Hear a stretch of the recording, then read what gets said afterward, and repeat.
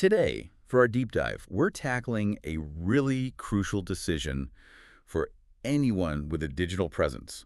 We're talking media management platforms. Yep. And two of the biggest names out there, Cincopa and Cloudinary. Exactly. And our goal here is to really cut through the marketing noise and figure out which one is the right fit for you and your specific workflow. Okay, let's unpack this.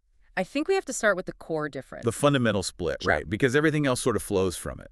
It does. Cincopa, it's really tailored for interactive learning. Think corporate training, online courses, that sort of thing. And Cloudinary is a whole different beast. It's built for developers. Yeah. For e-commerce sites that need, massive on-the-fly media optimization, it's very API first. That's the key phrase, API first. So if Cloudinary is so focused on that model, meaning you need code to make it work, who exactly is Cincopa for? I mean, are non-developers just locked out of Cloudinary? Well, what's fascinating here is that the user focus dictates the entire setup. Cincopa is genuinely out of the box. It's built for the teacher, the marketer, the trainer. You log in and you instantly have working video galleries, players, analytics. There's zero need to call the IT department. Okay, so it's self-serve. Completely.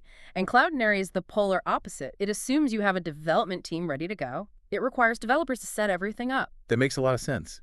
So Cloudinary's real superpower is that raw performance. Oh, absolutely. It's all about crazy optimization. Resizing, compressing, generating 10 different formats automatically, all to make images and videos load lightning fast on a website. Which is perfect for e-commerce. But speed isn't the only thing that matters. Right. If you're building an online course, speed doesn't help if you can't actually engage the person watching. Exactly. And Cloudinary offers, well, basically zero native support for interactivity. And Cincopa. Cincopa's native HTML5 player is built for it. You can embed chapters, quizzes, even call to actions and lead capture forms right inside the video itself. It's designed to hold a viewer's attention. That's a huge functional difference. And I'm guessing that focus extends to the types of media they handle. It does. Cincopa is more of a true media hub. It handles your video, your audio, your images, and even documents. And you can edit them in the platform? Yep, inline editing, annotations. It's a full library. Cloudinary, because it's so focused on optimization, is narrower. It's all about image and video transformations. So if I wanted something simple, like a photo gallery. On Cloudinary, you're building it yourself using their API. Wow.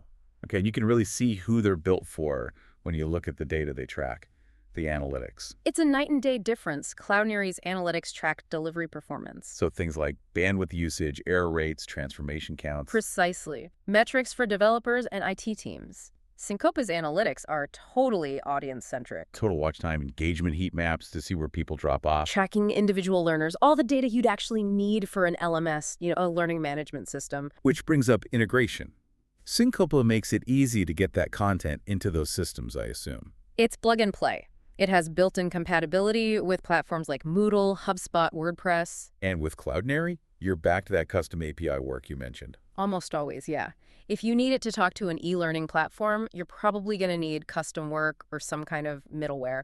For a team without developers, Cincopa's native connections are a massive time saver. Okay, so what does this all mean? The takeaway here seems pretty clear. I think so. If you're a big e-commerce site and media performance is everything and you have developers ready to go, Cloudinary is your engine. No question. But if you're in education or training and you need interactive content and a system that just works for non-coders, Cincopa is the one that's actually built for you.